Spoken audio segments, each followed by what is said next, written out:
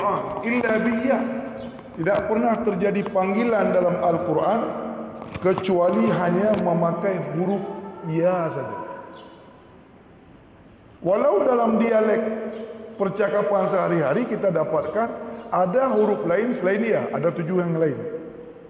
Tetapi dalam Al-Quran yang mulia, ketika Allah memanggil hambanya atau ketika hamba memanggil Rabbnya, maka hanya ada ya Rabbana,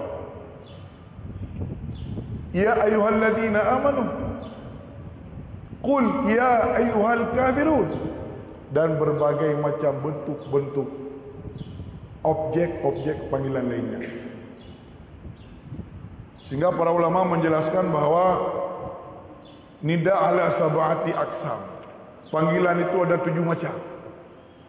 Ada panggilan tambih ma'a madhin. Panggilan pemberitahuan sekaligus memuji. Sebagaimana Allah memanggil Nabi, ya ayuhan Nabi. Ada kalanya panggilan yang Allah Subhanahu wa taala lakukan adalah panggilan tambih ma'adzam. Dipanggil sekaligus di dalamnya ada celaan. Ya ayyuhalladzina hadu, wahai orang-orang Yahudi. Seperti dalam surah Al-Jum'ah ayat 2. Ada 7 macam panggilan-panggilan. Ayat kewajiban puasa dimulai dengan ya ayyuhalladzina amanu kutiba alaikumusiyam. Apa rahasia yang ada pada huruf ya? Rahasia yang ada pada huruf ya adalah Allah yang memanggil kita dan kita yang dipanggil oleh Allah. Ba'id, jauh. Allah yang memanggil kita dan kita yang dipanggil oleh Allah Subhanahu wa taala jauh. Jauh ada 2 macam. Yang pertama ba'id hissiyah, jauh secara terindrawi. Jauh secara terindrawi. Umpama dalam ungkapan bahasa sehari-hari, ni dia hai balu, pak rumah ni, tong rumah sakit sakina, ada kata-kata dekat. Yang saya buat ngomlah tahu, jauh dan dekat dalam konteks seperti ini hissi, terindrawi. Makna dekat dan jauh di sini berkemungkinan 2. 1, ukuran jarak. 2, musafah, ukuran jarak tempuh waktu. Seperti tajak habis hotel 5 minit punya kena yang tak botak 10, yang habis 5 tak kento, yang 10 tak kenjio. Punya yang 100 meter tak kento, yang 500 tak kenjio. Tidak ada konteks dekat dan jauh yang seperti ini pada Allah Subhanahu wa taala. Rahasia huruf ya, Allah yang memanggil kita jauh dari kita dan kita yang dipanggil Allah jauh, bukan jauh dalam konteks seperti ini. Demikian seterusnya ketika kita jumpai ayat-ayat dalam Al-Quran yang mengidentikan bahwa Allah dekat dengan kita. Surat Qaf, walaqad khalaqnal insana wa na'lamu ma tuwaswisu bihi nafsuh wa nahnu aqrabu ilaihi min hablil warid. Kamilah yang telah menciptakan manusia. Kami tahu apa yang dibisikkan oleh hati manusia, karena kami lebih dekat kepada manusia itu sendiri min hablil warid, dibandingkan dengan urat lehernya sendiri. Dalam surat Al-Baqarah ayat 186, wa idza sa'alaka ibadi anni fa inni qarib. Jika hambaku bertanya kepada engkau ya Muhammad anni tentang aku, fa inni qarib, katakanlah olehmu kepada mereka, fa inni qarib, aku sangat dekat. Maka tidak ada makna dekat dan tidak ada makna jauh yang kita nisbahkan, yang kita lafadkan kepada Allah yang bermakna dekat dan jauh secara terindrawi. Kenapa demikian? Karena Allah Subhanahu wa taala al-mawjud bila makan. Karena Allah taala wajib kita yakini ada tanpa tempat. Jauh sebelum Allah Subhanahu wa taala nak mewajibkan kepada kita puasa Ramadan, firman-Nya dimulai dengan ungkapan kata yang mengisyaratkan bahawa di sinilah ibadah harus kita bangun. Di sinilah ibadah harus kita bangun. Maka tauhid dan akidah adalah merupakan laksana sebuah azas, pondasi dasar. Di atasnya lah solat kita tegakkan. Di atasnya lah puasa harus kita bangun. Sehingga dalam Hasyiah kitab Kifayatul Awam halaman 16 disebutkan, di annahu ju'ilahu asasan yubna alaihi ghairuh, dijadikan tauhid sebagai dasar dikarenakan di atasnya lah dibangun ibadah. Sehingga dapat dipastikan orang yang keyakinannya tidak benar kepada Allah dan terhadap perkara-perkara keimanan-keimanan lainnya, maka amal ibadahnya ditolak oleh Allah Subhanahu wa taala. Segar masih dalam ingatan kita bahawa firman yang pertama sekali diturunkan oleh Allah Subhanahu wa taala, wahyu yang berupa firman. Wahyu yang pertama sekali diturunkan oleh Allah Subhanahu wa taala yang berupa firman. Kenapa mesti kita kaitkan wahyu yang berupa firman? Karena ada kalanya wahyu itu bukan firman. Ada kalanya wahyu yang diturunkan oleh Allah Subhanahu wa taala bukan firman. Maka jika orang bertanya kepada kita, apa wahyu yang pertama sekali diturunkan oleh Allah Subhanahu wa taala kepada baginda Nabi sallallahu alaihi wasallam alal itlaq, tanpa kait, itlaq mutlak? Jawabannya adalah ru'yah salihah atau ru'yah sadiqah. Berupa bermimpinya baginda Nabi sallallahu alaihi wasallam melihat sosok Jibril. Rasulullah sallallahu alaihi wasallam bermimpi selama hampir 6 bulan didatangi oleh Jibril. Kemudian Jibril di dalam mimpi berkata kepada beliau, "Ya Muhammad, anta Rasulullah. Ya Muhammad, anta Rasulullah." Sehingga nazam yang sering dibaca oleh khalayak masyarakat Aceh, baik selepas solat subuh, lam yahtalim katu taha mutlaqan abada, Nabi hantam nama lumpa malam urasi lama-lama. Maka makna Nabi tidak pernah bermimpi selamanya.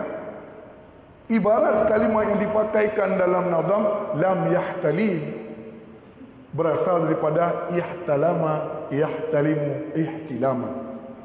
Ihtilam adalah merupakan satu kajian bahasa fikih untuk menunjukkan mimpi basah. Tidra uragam atau urina geeh, wate geeh melumpur lawan jenis. Lam lumpuhnya berhubungan biologis, ketika terkejut telah keluar mani. Ini namanya ihtilam. Maka ketika dikatakan lam yahtalim, Nabi tidak pernah bermimpi, bukan bermimpi wahyu yang dinafikan. Mimpi basah tidak ada pada Nabi Rasul. Karena mimpi basah ikut campurnya syaitan. Karena lahir dan batin Nabi terpelihara, maka terpeliharalah Nabi Rasul dari ihtilam. Jika demikian adanya timbul pertanyaan, menyomana anda pegah tengku, berarti yang dimaksud layan rem Nabi hantar dengan melumpur, kan mandung lumpur hana, kan kuci lumpur basah nyaya hana. Berarti lumpur wahyu nak? Ya. Mimpi yang di dalamnya wahyu. Sebagaimana mimpinya Ibrahim yang diperintahkan untuk menyembelih anaknya Ismail. Itu boleh. Mimpinya Nabiullah Yusuf yang dia ceritakan kepada ayahandanya Yakub, ini ara fil manam, ini ara fil manam. Sesungguhnya aku melihat dalam tidurku wahai ayah. Ida asyara li wal qamar, ida asyara kaukaba. Aku melihat 11 bintang dan bulan wal qamar li sajidin, sujud kepadaku. Apa kata Nabiullah Yakub? Ya bunayya la taqsus ru'yak ala ikhwatik. Jangan pernah kau ceritakan mimpimu. Jika demikian adanya wahyu yang pertama yang diturunkan oleh Allah Subhanahu wa taala kepada baginda Nabi yang bukan firman adalah ru'yah shadiqah. Terjadilah goncangan yang begitu luar biasa pada jiwa Rasulullah hingga akhirnya goncangan jiwa inilah yang mendorong baginda Nabi akhirnya untuk bersunyi-sunyi diri ke dalam Gua Hira. Puput tertialul Gua Hira bagi para jamaah yang sudah pernah mengerjakan ibadah haji dan umrah bisa kita lihat Gua Hira waktu taik dengan motor bas. Gua Hira sangat jauh sekali. Puput tengah-tengah malam taik dalam Gua Hira 1400 tahun sekian yang lalu. Tetapi karena ada sebuah goncangan yang terjadi pada jiwa Nabi sallallahu alaihi wasallam mendorong beliau ingin mencari ketenangan, akhirnya beliau bertazakur, bertahanus, giat temung dalam gua pada hari-hari yang beradat, pada hari-hari tertentu, hingga akhirnya Truk Jibril. Ketika Truk Jibril baru terkejut Nabi sallallahu alaihi wasallam, ternyata Jibril yang mendatangi Nabi sallallahu alaihi wasallam di alam yaqdan, alam jaga, dia pula lah yang mendatangi Rasulullah selama ini dalam mimpi. Ini namanya tawti'ah. Dalam Hasyiah Asy-Syadhani ala Mukhtasar Abi Jamarah disebutkan bahawa ini tawti'ah. Makna tawti'ah proses transit. Jadi segala gepelemah halang alam jaga, gepelemah halang lempok, mangat waktu di alam jaga baik terkepak. Karena Jibril, malaikat yang memiliki sayap, kaninang kenaga, dan dua kepak sayapnya Jibril disebutkan di dalam Al-Quran surah nomor 35 surah Al-Fatir. Zi ajnaha, malaikat itu yang memiliki sayap, masna wa thulatha wa ruba wa yazid ala dhalik. Ada yang dua-dua, yang tiga-tiga, yang empat, dan yang lebih daripada itu. Getok bumo oleh Jibril malamnya ngan sayup tutup, dan Rasulullah SAW dipiting gemat gua giukun Iqra. Inilah ayat yang pertama sekali diturunkan oleh Allah Subhanahu wa taala. Wahyu yang berupa firman yang isinya Iqra bismi rabbikal ladzi khalaq.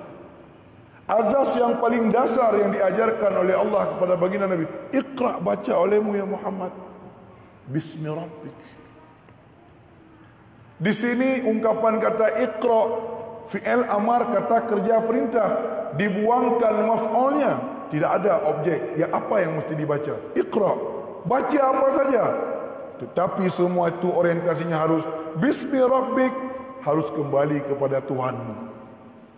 Maka diperintahkan melihat apapun, fenomena alam, tanging gunung yang gara-gara tanging gunung tinggal dekat Allah, apapun. Seorang ulama besar, lagi seorang wali, dalam kitab Mawasiqul Uhud disebutkan oleh Abdullah Asy-Sya'rawi, sesungguhnya pelajaran itu bisa kita dapatkan di manapun. Menyebut doa cara sebagaimana syair bahasa Arab, inna fi kulli syai' dalatun ala wahdaniyati ta'ala. Apabila kita pandai dalam mencermati semua pada objek apapun, di situ ada pengajaran yang bisa menunjukkan kepada mata batin kita bahwa Allah itu ada, bahwa Allah itu satu, bahwa Allah itu maha kuasa, bahwa Allah maha bijaksana. Sehingga dalam Al-Quran Allah Subhanahu mengajak, inna fil khalqis samawati wal ardh wa ikhtilafil laili wan nahari wal fulki allati tajri fil bahri, hingga seterusnya. Allah Subhanahu menyebutkan berbagai macam objek-objek yang bisa kita perhatikan untuk mengantar kita untuk mengenal Allah Subhanahu wa taala. Jamaah rahimakumullah. Maka jauhnya Allah Subhanahu wa taala dari kita dan jauhnya kita dari Allah bermakna jauh dalam konteks yang kedua, yaitu jauh maknawiyan. Artinya Allah tidak seperti kita. Ini makna jauh. Zat Allah tidak seperti zat kita, sifatnya Allah tidak seperti sifat kita, perbuatannya Allah tidak seperti perbuatannya kita. Ini makna jauhnya Allah Subhanahu wa taala dari kita. Ini mengisyaratkan bahawa jauh sebelum kita mendirikan sebuah ibadah, melakukan apapun, kita harus membenarkan keyakinan dan i'tiqad kita kepada Allah, karena di atasnya lah dibangun semua perkara. Yang dapat dipastikan, seseorang yang tidak bisa membedakan, andai kata orang bertanya, kita yang lego apa katanya, menurut tengku Allah Taala nya qadim atau baharu? Ke kadim itu hana tadi, oh baharu ada. Sedangkan mengetahui Allah Taala itu qadim, Allah Taala bukan baharu, Allah merupakan ciri khas untuk sah disebutkannya kita sebagai seorang Islam yang hakiki. Jadi itu yang baik tak beda, yang teh yang kun qadim, yang teh kun baharu. Maka pelajaran yang sangat penting sekali adalah termasuk di antaranya adalah tauhid. Jadi tengok baik sampai sangat gemar sekali dalam beribadah, tetapi tauhid anda tak perbaiki, maka pelajarilah. Wate-wate yang dianugerahkan oleh Allah Ta'ala kepada kitanya, pakai pelajari tauhid dengan berbagai macam metodologi dan tempuh jalan beranggapan yang penting akhirnya anda faham bahawa di balik semesta alam ada zat yang wajibul wujud, yang menciptakan semuanya, yang mengatur semuanya, yang semuanya kesempurnaan miliknya, yang kekurangan tidak pernah ada padanya. Ini isyarat daripada hurufiah yang harus sama-sama kita pahami. Sehingga yang terakhir, tidak ada pada Allah Subhanahu wa taala dekat dan jauh hissian. Dalam kitab Fiqhul Akbar juz yang pertama, volume yang pertama, halaman 68, karangan Nu'man bin Sabit, Imam Hanafi, disebutkan yang bahawa tidak laisa qarbullahi ta'ala wal bu'du, tidak adalah makna dekat dan jauh dari Allah min tariq taul musaffah, bermakna jarak tempuh baik secara ukuran atau jarak tempuh waktu. Tidak ada dekat dan jauh seperti itu pada Allah. Kapan-kapan kita katakan si polan orang yang tong Allah, oh ya nak tong Allah ya, maka konteks kata dekat di sini bermakna karamatan, dia orang yang dimuliakan oleh Allah. Nyan si polannya pane urang puji orang Allah, nyan menyoti polannya Allah je orang je. Jauh di sini bermakna hawan, Allah menghinanya. Jadi to nganjio nyan menan mana tidak boleh dimaknakan dengan indrawi, karena sifat indrawi, sifat bendawi maha suci Allah Subhanahu wa taala dari sifat-sifat kebendaan. Ini sesi yang pertama yang perlu saya sampaikan, mungkin supaya luas waktu untuk bertanya. Apapun silakan, baik yang berkenaan dengan tema atau tema-tema yang lain, dipersilakan dengan segala hormat. Wallahu muwaffiq ila aqwamit thoriq. Baiklah, kita akan masuk ke sesi tanya jawab. Kita berikan kesempatan kepada sebagian peserta yang berkesan bagi berbagai pertanyaan yang disampaikan.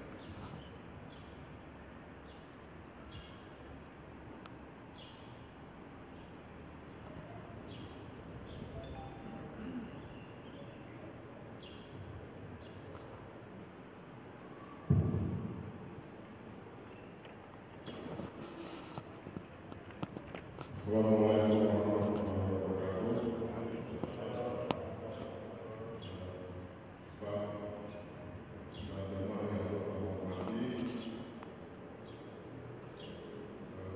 Ini adalah kasus ada seorang ibu hamil atau menyusui,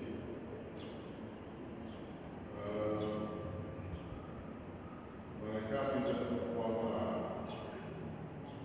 karena khawatir anaknya atau bayinya berganggu kesehatan. Jadi ada dua pendapat. Yang satu, menurut mazhab ini boleh berbuka, tapi wajib mengqadanya. Kemudian ada satu lagi mazhab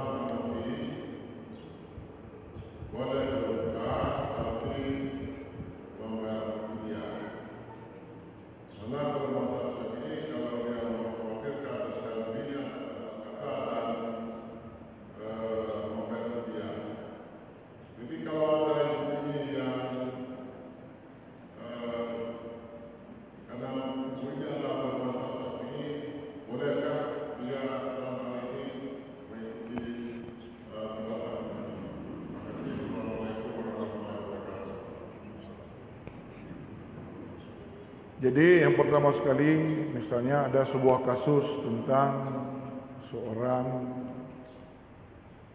ibu hamil atau ibu menyusui yang dia tidak mampu berpuasa. Perlu digarisbawahi bahwa termasuk syarat wajibnya berpuasa al-qadir ala saum, orang yang mampu berpuasa. Al-ajiz, orang yang tidak mampu berpuasa, terbagi dua. Tidak mampu secara hissi, memang dia sakit, atau dia dianggap sakit oleh syariat. Orang yang dianggap sakit oleh syariat termasuk di dalamnya orang yang haid dan orang yang nifas. Walau main bola ke pelung-pelung tapi puasa hanggabi oleh syariat, dianggap sakit. Maka dalam konteks ibu hamil, bumil, ibu hamil, atau dalam konteks ibu yang sedang menyusui, dibolehkan yajuzu lil hamil wal murtadi, dalam Hasyiah Bajuri juz yang pertama Syekh Ibrahim Bajuri, lebih kurang halaman 186, yajuzu, dibolehkan, lil murtadi walil hamil, dibolehkan bagi wanita yang sedang hamil atau sedang menyusui bahawa ia berbuka. Baturah kali ke puasa, tikarau teruk kekhawatiran je ke buka. Atau memang setelah melakukan diskusi dengan doktor kehamilan dianjurkan yang pahebu baik puasa ini. Misalnya ahli spesialis kesihatan, spesialis kandungan pegah nyoron kandungan ron memang agak lemah, kondisi badan memang kurang. Yang pah cibek puasa telah dilakukan diagnosa dipegah baik puasa, maka je ubah ni dari malam. Menyobuno kalau genit malam murah tidak puasa teruk khawatir gebuka dikarau, atau memang cik dari malam kan hana genit, boleh hukumnya. Konsekuensinya adalah ada kalanya yang dicemaskan adalah dirinya, takut lemah karena tidak ada asupan makanan. Kemudian ada kalanya dia mengkhawatirkan janin yang ada pada bersamanya atau bayi dalam konteks menyusui, takut hanapu kepada hanapu ke mana itu itu tu. Sehingga dibolehkan bagi dia untuk berbuka. Maka ditinjau dalam mazhab Syafi'i di atas pendapat yang kuat, ditinjau faktor pendorong imbias yang mendorong dia untuk tidak berpuasa. Kekhawatiran ini apa yang membuat dia khawatir? Jika yang dia khawatirkan adalah awarid, sesuatu selain dia sendiri, bukan jiwa dia, takut kohana itu tu kerana, atau takut gugur kandungan dan macam sebagainya. Ketika satu saja mengkhawatirkan orang lain kan droga, maka di sini pendapat terkuat buka puasa penobati wajib qada dan kenang fidyah. Bukan mesti dua, tabah mentang yang dikhawatirkan anaknya yang tak kenang dua boh. Apalagi cik man dua boh ke khawatir, tabah mentang kekhawatirkan kenang dua boh. Adapun dia diwajibkan untuk mengqadai saja jika yang dicemaskan adalah dirinya. Kan yang pendapat yang kuat dalam Hasyiah Bajuri juz yang pertama halaman 186. Nah, teman tergedi katanya, tanda taklid kepada mazhab lain tanda minta keringanan. Di dalam kitab An-Nufahat Syarah Warakat, yajuzu intiqalul madhab min madhahibil arba'ah walau kana lil mutasyahi. Dibolehkan untuk tak pilih katanya tatamang dari sebuah mazhab ke mazhab lain, walau lil mutasyahi, walaupun ke senang-senang nyu hawa ketiga. Bukan ada maksud tujuan ke senang-senang nyu ku semayang berarti mazhab Syafi'i, nyu ku nak puasa mazhab Malik, untuk punya umrah mazhab Hanafi. Hanya lil mutasyahi, ke senang-senang dalam An-Nufahat Syarah Warakat, kitab usul fiqh yang terkenal dalam mazhab Syafi'i, dibolehkan dengan syarat kebolehannya tidak terjadinya talfiq, baik menjampu lam tabah bidung atas tak tahu. Misalnya dalam solat tung wudu atas Syafi'i, batu wudu Maliki, cara sembahyang Hanafi. Ini tidak boleh. Ini talfik namanya. Tetapi pun demikian, di balik ketidakbolehannya itu ada para ulama-ulama mutaakhirin yang mencoba mendemonstrasikan pendapat tubid baik pakai mazhab, seperti Imam Sana'ani yang terkenal dengan kitab Subulul Salam Syarah Bulughul Maram. Kemudian ada beberapa ulama lain seperti Jamal Al-Afghan dan beberapa ulama-ulama lain yang dinamakan dengan fikih muqaranah, fikih perbandingan dan macam sebagainya. Nah, di ada pendapat jumhur yang kamaruf itu tidak boleh talfik. Tapi tetap ada saja segolongan para ulama yang berpendapat kepada boleh. Jadi jika memang itu kena mumat bab pendapat jumhur, dibolehkan oleh jumhur untuk bertaklid dengan syarat baik talfik, baik menjampu. Ini lebih aman untuk dikonsumsi. Ini lebih aman untuk diadopsi. Karena jumhur, mayoriti para ulama berpendapat demikian dalam segala lintas mazhab. Tetapi jika nak mumat dia ada pendapat mutaakhirin, pendapat dhaif yang sangat lemah, yang kemudian hanya secuil daripada ulama mutaakhirin yang membolehkannya, ya, apa boleh buat. Tapi munyo di dalam pendapat jumhur mana tidak boleh taklid jid baik talfik, dengan syarat munyo kena ikut tabah-tabah habis-habis je. Lu kena semayang mazhab Malik, orang dengku jid tung semayang mazhab Malik, batu semayang mazhab Malik, cara semayang mazhab Malik, dumpu mazhab Malik. Baik menjampu, tung semayang Syafi'i, batu semayang Maliki, cara semayang Hanafi. Ini tidak dibolehkan. Menancip dalam konteks puasa, kena ikut mazhab puasa. Mulai pun cara puasa je berarti cara nit puasa akibat. Batu puasa cara nyancip. Maka dalam mazhab Syafi'i, pada malam pertama Ramadan, kita disunatkan orang-orang mazhab Syafi'i, bak malam pun dah puasa disunatkan. Dalam Hasyiah Tahrir juz yang pertama disebutkan, wa tusannu lisyafi'iyah, disunatkan bagi penganut mazhab Syafi'i bak malam pun Ramadan tanit saja lung puasa tinggal tiuro dan genap si bulan. Sunat tanit laginya. Hikmat disyariatkannya niat seperti ini bukan supaya besok malam anda payah nit ikut. Malam tengah nit lagi biasa. Kalau dalam mazhab Syafi'i, tiap malam wajib nit ke tengah hingga seterusnya. Jika demikian adanya kepu syariat 3 malam pun tanit bersi bulan untuk membuka peluang hari di mana kita lupa. Bantah pada bunga kata orang tanit, kita diperbolehkan taklid bab mazhab Malik karena mazhab Malik membolehkan nit malam pun itu di bulan. Bantah pada huruf zikru umat tua kuning berkelam. Yuk kita begot. Jika anda bersikukuh pada mazhab Syafi'i, anda wajib imsak. Di luar Ramadan kata urunya haji makan minum imsak.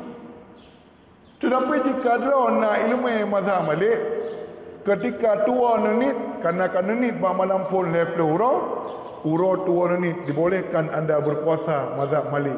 Dalam Mi'anatul Talibin juzuk 2 disebutkan, wa mahalluhu fi dzalika in qalada fa illa fala kana mutalabbisan bi ibadatin fasidah.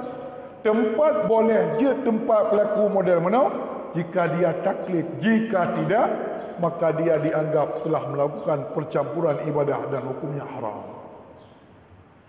Jadi silakan, memang nak ilmu silakan, tapi bersabar-sabar video. Bersabar-sabar video. Tetapi apabila acara puasa pun mana berarti cara Syafi'i ataupun cara puasa Maliki. Dalam mazhab Maliki, minum dengan sengaja wajib qada, kena kafarat 2 bulan berturut-turut. Dalam mazhab Syafi'i, buka puasa dengan jima, terbuka puasa dengan hubungan biologis, wajib qada, kena kafarat. Itu yang penganut mazhab Malik. Penganut mazhab Malik. Dalam mazhab Syafi'i, Menyota buka puasa dengan TJMI, kada azura kapara anak kena. Diurang mazhab Malik gara-gara ke JMI dengan sengaja mana ke saya kena. Long orangnya ubah mazhab JMI. Baik kena 2 bulan. Ini tidak boleh. Pelung menan hanja. Ya mana. Jadi demikian. Wallahul muwaffiq ila aqwamit thoriq.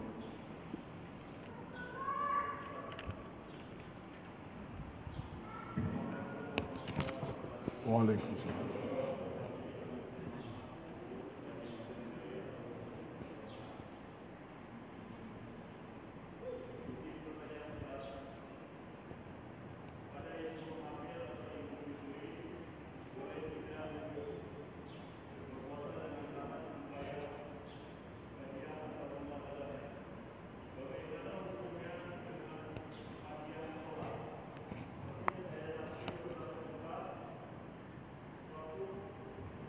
Mayat suatu orang meninggal, ahli keluarga menyuruh hadiah berupa beras kepada keluarganya dengan catatan untuk membayar hadiah sholat.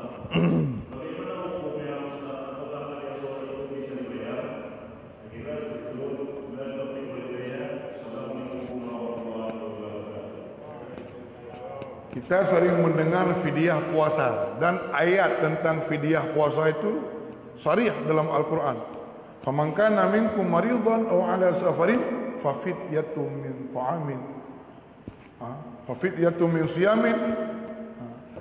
Faman kana minkum maridan aw ala safarin fa iddatun min ayamin ukhra wa 'alal ladzina yutiquna fa fidyatun sampai akhir ayat.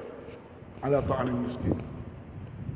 Barang siapa di antara kalian yang sakit, maka gantilah pada hari-hari yang lain. Atau sedang dalam keadaan musafir, fafidyah. Ada ayat yang sharih, dilalah yang sharih dalam Al-Quran, petunjuk yang jelas dalam Al-Quran tentang adanya fidyah puasa. Timbul permasalahan begini. Bagaimana dalam konteks fidyah solat?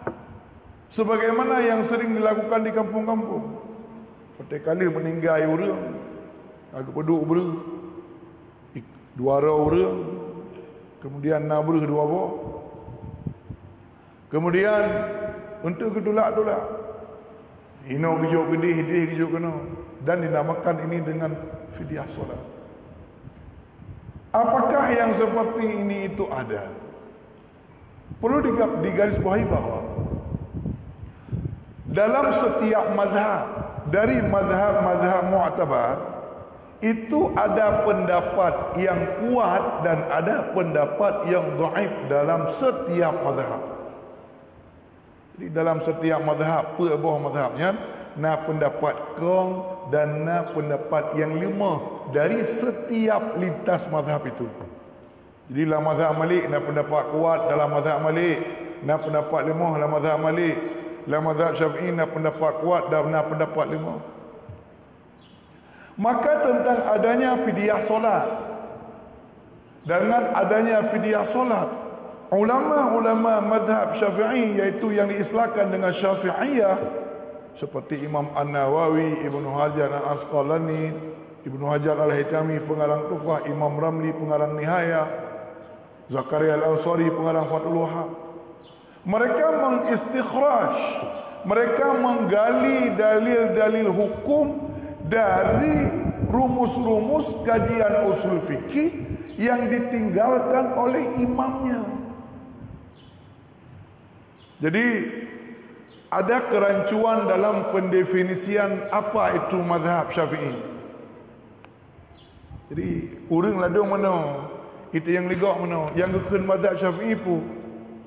Apabila definisinya tidak rampung, apabila definisi hanya sempurna, untuk je ke masalah dalam masyarakat. Pu yang kekun mazhab Syafi'i dengku, tekedi mana terjauh.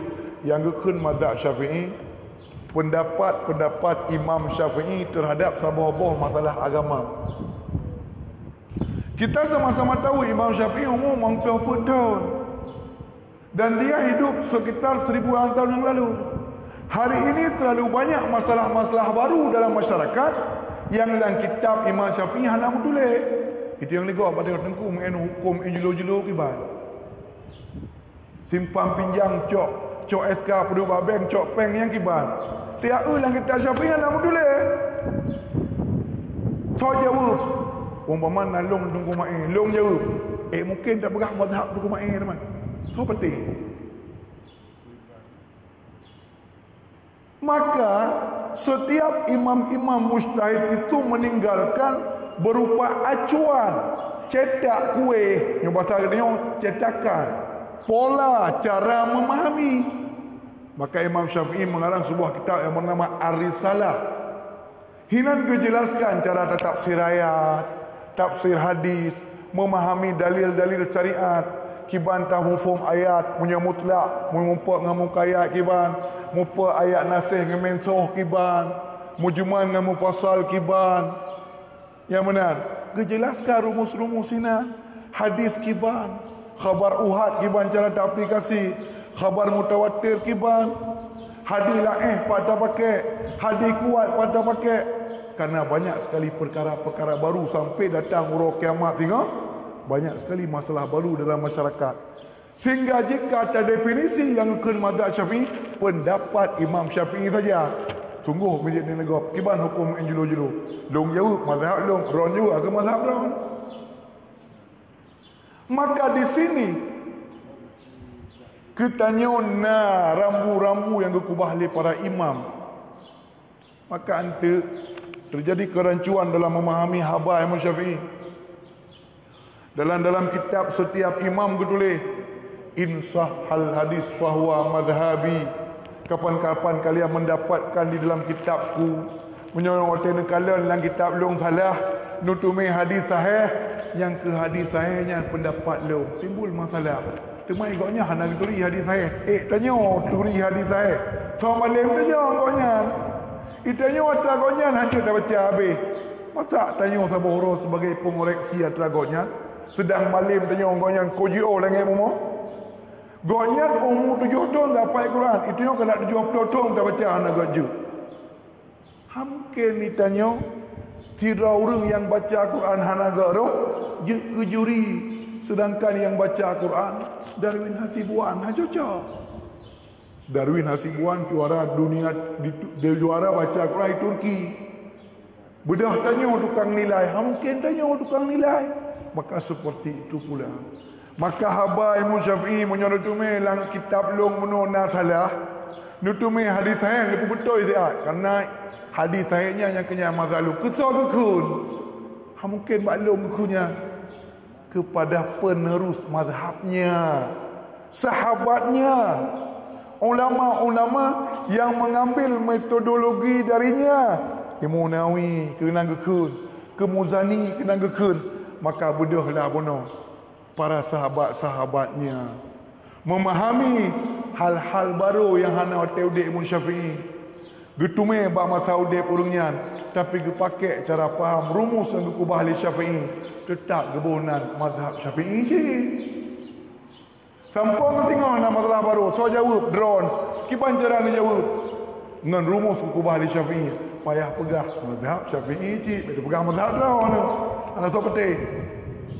Maka definisi mazhab Syafi'i adalah mazhab Syafi'i laih minal ahkamu ashabuh, yang gekun mazhab Syafi'i, pendapat Imam Syafi'i tentang hukum dan pendapat sahabat-sahabatnya dan ulama lain yang terukurnya yang hotel gepahami hukum, gecok rumus yang gekubah di Syafi'i. Maka dalam konteks urunyo iaitu urung mati, na tula kafarat, na kafarat semayang, nyo memakai dalil kias, analogi. Dalam mazhab Syafi'i, adillah syariat, dalil syariat pun sampai akhir hayat Imam Syafi'i, dalil yang dipakai bahasa syariat pun apa? Al-Quran, hadis, ijma' dan kias. Semuanya berangkat dari adanya isyarat Quran. Pakan tengku benar kias. Apa itu kias? Membandingkan sebuah masalah yang belum jelas hukumnya dengan masalah dalam sisi kesamaan ra'ilat. Itu yang legok tengku hukum jeb, hukum konsumsi sabu kiban. Mata Nabi Udib hana sabu, mata Imam Syafi'i hana sabu. Yang dalam ayat innamal khamru wal maisir, khamarnya punya orang Arab hijau geprah, iboh kurma geprah ke pataraga. Di Bandar Aceh hijau macam itu juga tua ikut. Nyoi tanah batak ide ila eloi pegat. Di Amerika kampu di pegat. Johnny Walker, Stephenson di Bohnan. Tak berbeda tapi ilat sama. Adapun sabu-sabu ipegat dari 10 bahan pokok. Bahan kimia, metamfetamin, metanol. Hana lafaz sabu dalam Quran, hana dalam hadis lah kita mampu hana habis.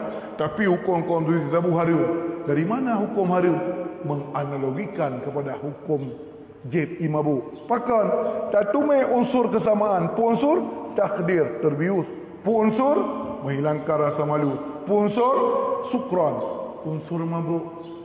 Ika lewat ping sabu tapi lu nengku hana mabuk lumping sabu. Lu lumping sabu malah kan nengku menyolong jaga malam 2 orang 2 malam haitin tengok lu. Lu semampu. Lu semampu nengku. Di urang je mabuk tak lebah. Hai. Mabuk beda barang mabuk, beda bentuk mabuk. Menyopi bakong mabuk je di kamera. Menyoje pi khamar mabuk muntah-muntah bengeh merah muka. Galak mulia. Menyotabu mabuk jadi kreatif. Menyoputau mabuk mukuil lang saga. Menyo heroin lemah. Menyo rohipnol kenang. Menyojet pakai rusuh. Sama kaji menyo jadi rusuh yang naibi ubat. Menyo mabuk ngan lumba-lumba ngan punan pel ekstasi ila ke tripping goyang. Jadi mungkin kenang bakong bebek dengar kenang bakong tu. Kenang sabu mungkin dengar kenang sabu kreatif mandum sama walau beda bentuk-bentuk mabuk.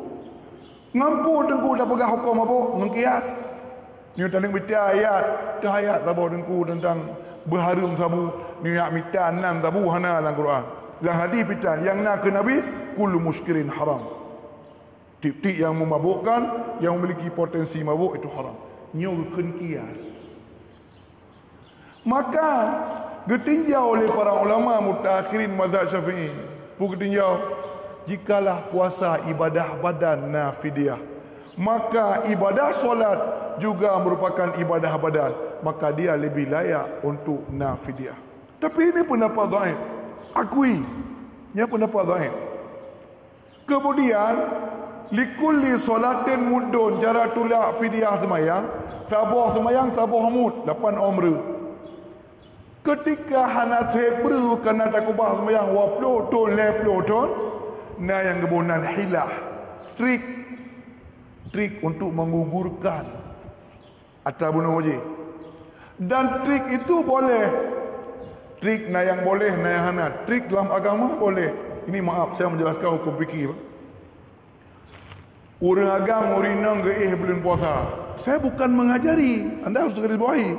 Saya bukan mengajari supaya anda kerjakan. Saya hendak menjelaskan keluasan fikih di dalam Islam. Urinang uragam ke 2 ke. Terbuka puasa gara-gara kenang kafarat. Puasa mandua waktu, wajib kaza mandua, kafarat ke uragam kena. Urinang hana kena. Karena salah sabuh bentuk kafarat. Puasa 2 bulan turut-turut.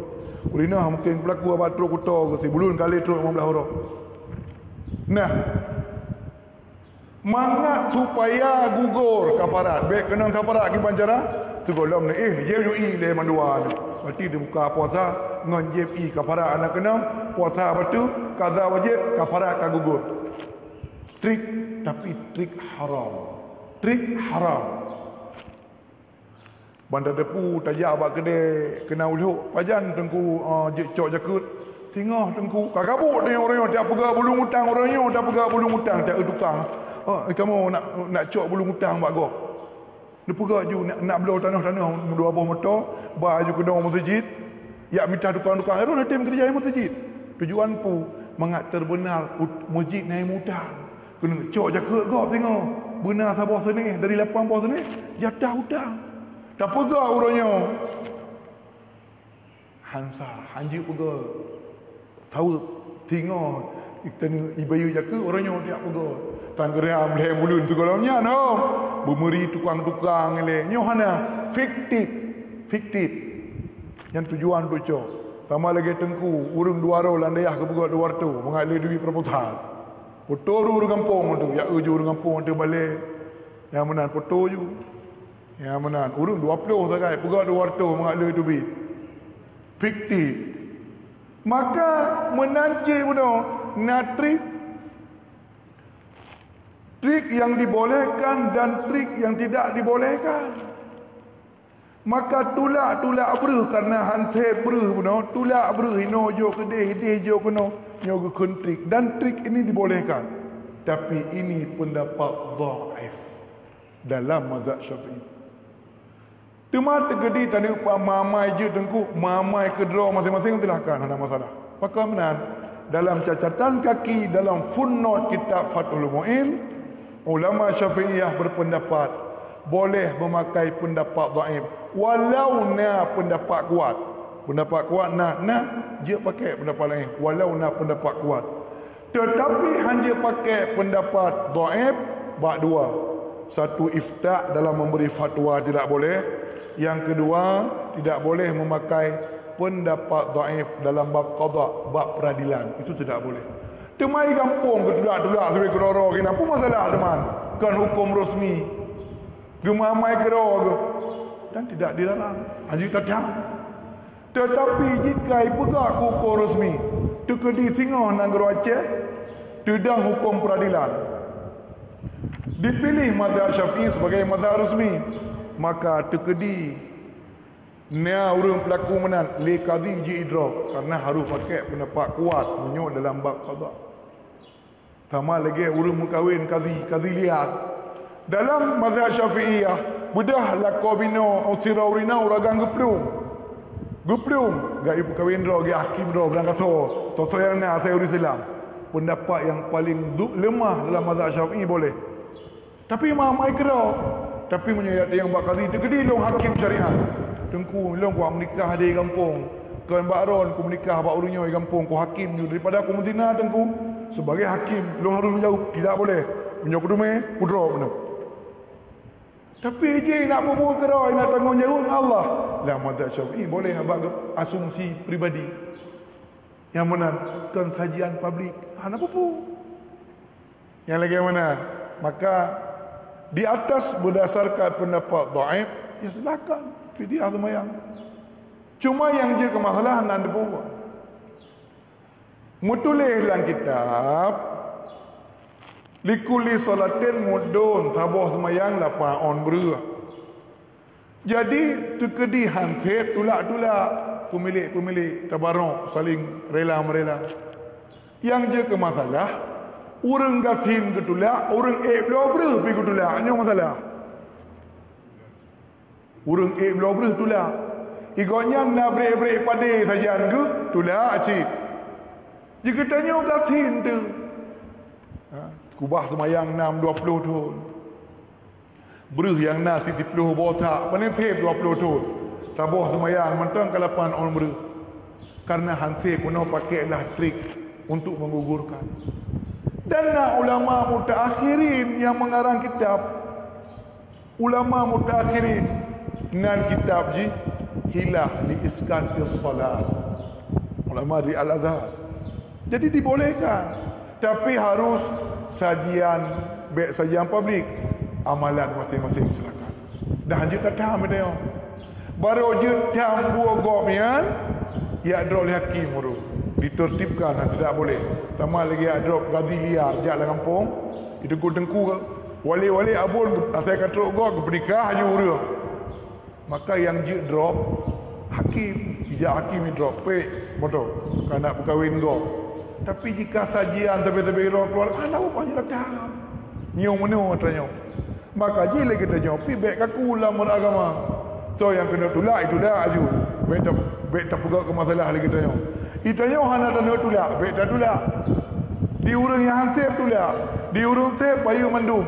Ya hana kena tulak, lo nengku kena umat pendapat kuat. Memaju ibadah pendapat kuat. As-salatu la tufda wa la tuqda. Dia ada pendapat kuat dalam mazhab Syafi'i, semayang hanji kadzalika tak kaza kero. dan semayang haji bagi fidyah. Habis. Pendapat kuat, semayang menyokong matinya hana fidyah dan hanai qada ligab ibadah badan masing-masing. Dia ada pendapat lain di qada ligab jud fidyah pijud. Terserah ronton nak pakai aja ambil karu. Yang ambil dawa. Karena masing-masing dah tempat duduk roh. Wallahu a'lam.